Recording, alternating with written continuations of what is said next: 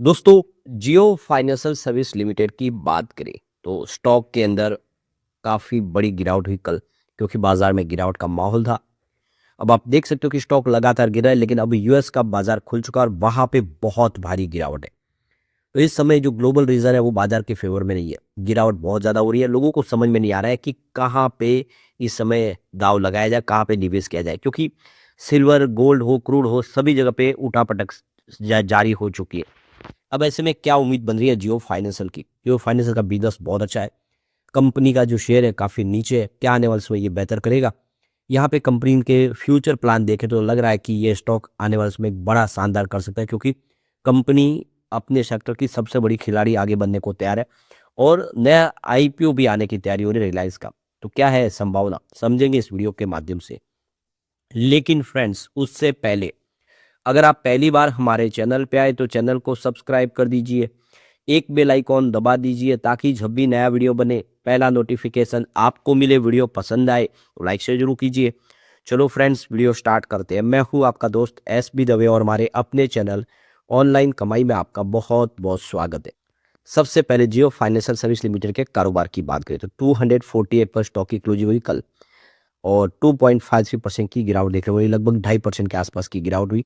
तो यहाँ पे देखो कि बहुत ही भारी गिरावट के साथ शुरुआत हुई थी 242 पर बाजार जैसे जैसे खुलने के बाद रिकवर हो, उस हिसाब से इसकी प्राइस भी रिकवरी और 252 का है, लगभग 10 रुपए का अप मूव देखने को मिला। लेकिन ये आप समझ ही सकते हो कि स्थिति दबाव की बनी हुई अभी भी बाजार के लिए चिंता है, क्योंकि बाजार में इस समय जो ग्लोबल रीजन है उसके पूरी तरह से कोई फेवर में नहीं है। स्थिति रोज दिन प्रतिदिन खराब हो रही है और इसीलिए गिरावट तो हो रही है, लेकिन अच्छे स्टॉक के लिए वैल्यूबल बाइंग की मौके भी दिखाई दे रही है इस समय। अब यहाँ पे देखो कि 3 मार्च को यानी आज जो है मंगलवार की ट्रेडिंग सेशन शुरू हो चुके यूएस की, और यूएस में बहुत भारी गिरावट देखने को मिल रही है। इस समय आप देखें तो डाउ जोन के अंदर गिरावट 2% से लेके 2.5% के आसपास दिखाई दे रही है। नेस्डेक के अंदर भी वही पोजीशन है, यानी इस समय स्थिति बहुत ज़्यादा खराब दिखाई दे रही है। तो ये देख सकते हो कि इस समय जो टेंशन चल रहा है यूएस, इजराइल और ईरान का, उसकी वजह से बाजार में एक तरह से गिरावट का माहौल पूरी तरह से बन गया है, क्योंकि आने वाले समय स्थिति क्या होगी किसी को नहीं पता है। इस वजह से फूक फूक के कदम रख रहे हैं, बाजार में लोग इस समय निवेश करने से डर रहे हैं। तो इस समय ईरान के जो अटैक हो रहे हैं वो गल्फ कंट्रीज के ऊपर हो रहे हैं। आप देख सकते हो कि जो एनर्जी इंफ्रास्ट्रक्चर है गल्फ कंट्रीज का, जो उनके टैंकर्स वगैरह जो क्रूड ऑयल लेके जा रहे हैं, उन सब के ऊपर वो अटैक कर रहा है। तो यहाँ पे देखिए यूएस एम्बेसी के ऊपर भी रियाद में अटैक हुआ है। सऊदी अरेबिया कैपिटल के अंदर ड्रोन से अटैक हो रहा है। यानी इस समय अगर आप देखें तो ईरान उन सब जगह पे अटैक कर रहा है जहाँ जहाँ पे जो बेस बने हुए हैं यूएस की आर्मी के लिए, और दूसरी जगह जहाँ पे ऑयल के टैंकर आ रहे हैं उन सब जगह पे। तो इस समय आप समझ सकते हो कि जो जो स्ट्रेट ऑफ होर्मुज है वहाँ से ग्लोबल जो ऑयल का जो फ्लो का मार्ग वही है, वहीं से इंडिया का भी 40% जो क्रूड होता है वहीं से आता है, उसको रास्ते को भी यहाँ पे बंद किया गया है। तो इससे आप देखिए सबके लिए प्रॉब्लम क्रिएट हो गई इस समय। तो ये देख ही सकते हो कि मंडे को ही ऐलान किया गया है, वहाँ पे देख सकते हो कि ईरानियन जो रिवोल्यूशनरी गार्ड्स है उनकी तरफ से कि जो स्ट्रेट ऑफ होर्मुज जो है वो उसको क्लोज कर दिया गया है, और कोई भी अगर वहाँ से शिप पास होगी तो उसको हम जला देंगे। तो बिल्कुल आप देखिए उन्होंने काफ़ी सारे शिप जला भी दिए। तो क्रूड के कोई भी टैंकर जो शिप है उसको पार नहीं किया जाने दे रहा है वहाँ से। तो इससे आने वाले समय देखें तो बहुत बड़ी प्रॉब्लम हो सकती है। तो ये तो वातावरण तो खराब है, लेकिन कंपनी अपने बिज़नेस को लेकर बहुत ज़्यादा संजीदा है और अपने बिज़नेस को लेकर आगे बढ़ने की पूरी तैयारी कर चुकी है। तो अभी देखिए रिसेंटली ही एयरटेल ने अपनी एनबीएफसी शुरू की, उसमें बहुत सारा इन्वेस्टमेंट किया है। अब जियो फाइनेंशियल सर्विस लिमिटेड ने भी 2000 करोड़ रुपीज़ का अपने जो एनबीएफसी फर्म है जियो क्रेडिट उसमें निवेश करने का ऐलान कर दिया है।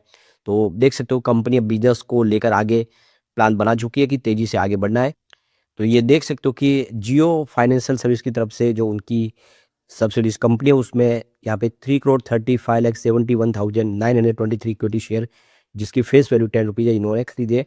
तो जियो क्रेडिट के जो इसका प्रीमियम है 585.70 रुपीज़ पर शेयर के हिसाब से आप देखें तो इन्होंने टोटल जो इन्वेस्टमेंट किया 1999.88 करोड़ रुपीज़ का, नहीं मोटे मोटी देखो तो 2000 करोड़ रुपीज़ का इन्होंने निवेश किया है। और इस इन्वेस्टमेंट के लिए किसी भी गवर्नमेंटल रेगुलेटरी अप्रूवल की आवश्यकता नहीं है, तो ये इन्होंने बोल दिया है। अभी रिसेंटली भारतीय एयरटेल ने 20,000 करोड़ रुपीज़ का इन्वेस्टमेंट किया है अपने एयरटेल मनी में। अब एनबीएफसी का इनको लाइसेंस मिल चुका है, तो अब तेज़ी से एनबीएफसी में ये भी आगे बढ़ेगी। तो अब आप क्लियरली समझ सकते हो कि यहाँ पे एक प्राइस वॉर भी शुरू होगी, एनबीएफसी में भी नए-नए ऑफर लाए जाएँगे। तो अब आप क्लियरली समझ सकते हो जियो फाइनेंशियल की कंपटीशन होगी एयरटेल के साथ में। इस सेक्टर में भी आगे बढ़ने को बिल्कुल तैयार है एयरटेल भी। तो जियो फाइनेंशियल उससे पीछे नहीं रहना चाहते, इसलिए अपने बिज़नेस में इन्होंने पैसा डालने का ऐलान किया है। और यहाँ पे सिर्फ एयरटेल की बात नहीं है, आप देखिए कि मोबीक्विक, इसके अलावा फ्लिपकार्ट और अमेज़न भी एनबीएफसी स्पेस में एंटर कर चुके हैं। तो ये देख सकते हो कि अब बहुत सारी नई एनबीएफसी आई है जो हर तरह की फाइनेंशियल सेवाएँ दे रहे हैं। उन सब के साथ में कॉम्पिटिशन करके आगे निकलने की तैयारी जियो फाइनेंशियल ने कर ली है। तो जियो फाइनेंशियल ने अपने बिज़नेस में उस समय इन्वेस्टमेंट करने का ऐलान कर दिया है, जब इनका देख सकते हो कि जियो क्रेडिट का बिज़नेस काफ़ी बेहतर करा। दिसंबर क्वार्टर में अर्निंग कॉल के दौरान हितेश शेटिया जो मैनेजिंग डायरेक्टर है, उनकी तरफ से कहा गया कि जियो क्रेडिट एसेट अंडर मैनेजमेंट का जो एयूम 19,049 करोड़ को क्रॉस कर गया। यानी बिज़नेस बहुत तेज़ी से ग्रो कर रहा है और इसको वो और आगे बढ़ाना चाहते हैं। तो यहाँ पे 4.5 टाइम्स ईयर ऑन बेसिस पे ये ज़्यादा है और 29% की ग्रोथ देखने को मिली है क्वार्टर ऑन क्वार्टर बेसिस पे। यानी कंपनी का लैंडिंग बिजनेस बहुत अच्छा कर रहा है। स्ट्रॉन्ग लोन डिस्बर्समेंट देखने को मिल रहा है। यहाँ पे देखिए करीब क्वार्टर 3 में 8,615 करोड़ के आसपास रहा है और डिस्बर्समेंट देख ईयर ऑन बेसिस पे 30% की ग्रोथ दिखा रहा है। तो कुल मिला के बिजनेस अच्छा है, लगातार बढ़ रहा है और इसका फ़ायदा कंपनी उठाने को तैयार है। दूसरी देखें तो फाइनेंशियल फ्रंट पे भी कंपनी बहुत अच्छा करी है। जियो क्रेडिट ने यहाँ पे नेट इंटरेस्ट इनकम जो बताई वो 165 करोड़ के आसपास है क्वार्टर 3 के दरमियान, जिसमें 166% ईयर ऑन बेसिस पे ज़बरदस्त जंप है और क्वार्टर ऑन क्वार्टर बेसिस पे 18% की शानदार जंप है। तो कंपनी का देख सकते हो कि कम बिजनेस हर तरह से बेहतर कर रहा है। तो कंपनी अब देखो कि करीब 16 सिटीज़ के अंदर अपने फुटप्रिंट को आगे बढ़ा रही है। 8 सिटीज़ के अंदर ऑलरेडी वो पहले से इंटर हो चुके हैं। तो धीरे-धीरे करके अपने पैर आगे बढ़ा रही है कंपनी और अपना बिज़नेस बढ़ा रही है।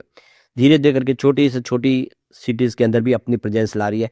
ये बातें सारी साबित करी है कि इनका जो क्रेडिट का बिज़नेस है वो आने वाले समय में बेहतर कर सकता है। और यहाँ पे क्रेडिट बिज़नेस के साथ है तो कंपनी जियो पेमेंट बैंक का भी बिज़नेस ऑलरेडी अच्छे से कर रही है, जिसमें कंपनी का इंश्योरेंस का सेगमेंट भी है जियो इंश्योरेंस ब्रोकिंग के नाम से। तो ब्लैक रॉक के साथ मिलके इन्होंने एएमसी बनाया है, फाइनेंस सर्विस भी प्रोवाइड कर रही है। तो सिर्फ ₹350 साल के हिसाब से भी यहाँ पे अच्छी सेवाएँ दे रहे हैं। तो ये सारी बातें हैं कि जियो फाइनेंशियल जिस तरह से निर्णय ले रहे हैं, ये इसको आगे बढ़ा सकते हैं। दूसरी तरफ देखें तो कंपनी अपना एक आईपीओ लाने की तैयारी कर रही है। रिलायंस इंडस्ट्रीज अब अपना जियो का जो टेलीकॉम का बिजनेस है उसका भी आईपीओ लाएगी और ये 2026 में ही आने की पूरी उम्मीद है। जून तक आने की संभावना बन रही है। जून 2026 तक कंपनी अपना ये आईपीओ लाएगी। वैल्यूएशन की बात तो $4 बिलियन का ये आईपीओ हो सकता है और इसमें आप देख सकते हो कि इसकी जो वैल्यूएशन यानी $180 बिलियन का आईपीओ की वैल्यूएशन और $4 बिलियन का ये आईपीओ आ सकता है। तो कंपनी यहाँ पे 2.5% की स्टेक बेचेगी रिलायंस इंडस्ट्री, जबकि इस बार जो नियम है कि 5% डाइल्यूट करनी पड़ती है स्टेक। तो इसीलिए वे रेगुलेटरी अप्रूवल लेनी चाहते हैं, गवर्नमेंट की तरफ से अप्रूवल मिलना चाहिए 2.5% की स्टेक को डाइल्यूट करने के लिए। वो जैसे ही हो जाएगा ये जल्द से जल्द इसका आईपीओ आएगा और इसका पैसे का इस्तेमाल 5G सर्विस को आगे बढ़ाने में, आर्टिफिशियल इंटेलिजेंस को आगे बढ़ाने में, डाटा सेंटर के खर्च के लिए किया जाएगा। तो बड़ी तैयारी है और हम कह सकते हैं कि आने वाला समय रिलायंस के लिए बेहतर हो सकता है। कंपनी कमाल कर सकती है। कंपनी अब अपनी जो लैंडिंग और क्रेडिट ग्रोथ का जो बिजनेस है उसमें भी आगे बढ़ने की तैयारी है। कंपनी होम लोन सेगमेंट में अच्छा करने की तैयारी कर रही है। टियर 1 में कंपनी अपना मार्केट एक्सपेंड करने की तैयारी कर रही है। एसेट मैनेजमेंट का जो बिजनेस है जियो ब्लैक रॉक के माध्यम से, उसमें कंपनी अब तेज़ी से आगे बढ़ रही है, जिसमें लिक्विड मनी से लेकर मार्केट फंड वगैरह कंपनी ला रही है। तो ब्रोकिंग सर्विस भी कंपनी शुरू की है, मैनेजमेंट सर्विस इसमें और आगे बढ़ेगी। जियो पेमेंट बैंक के बिजनेस में भी कंपनी ने तैयारी कर ली है। यूपीआई पेमेंट के माध्यम से आगे बढ़ने के लिए इन्होंने एक रास्ता तैयार कर लिया है। तो ये सारी बातें साबित करी है कि आने वाला समय जियो के लिए अच्छा हो सकता है। इस समय बाजार में नरमी है, जैसे बाजार थोड़ा रिकवर होगा ये स्टॉक भी कमाल कर सकता है। लेकिन फ्रेंड्स, कोई भी इन्वेस्टमेंट करने से पहले अपने फाइनेंशियल एडवाइजर से एडवाइस ले ले या अपना खुद का रिसर्च करें, क्योंकि मैंने वीडियो आपके एजुकेशनल पर्पज़ के लिए ही बनाया। वीडियो पसंद आए तो लाइक से जरूर कीजिए और चैनल को सब्सक्राइब कर दीजिए। Thank you friends.